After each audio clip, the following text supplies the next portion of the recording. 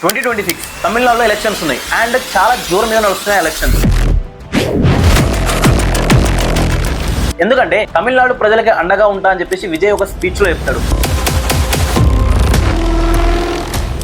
దానికి కౌంటర్ గా Tamil Nadu BJP chief ఎవరైతే ఉంటారో విజయ్ ప్రజలకి తర్వాత అండగా ఉందిలే కానీ ఫస్ట్ త్రిషా నుంచి బయటకు వచ్చి రియాలిటీ చూడని చెప్పి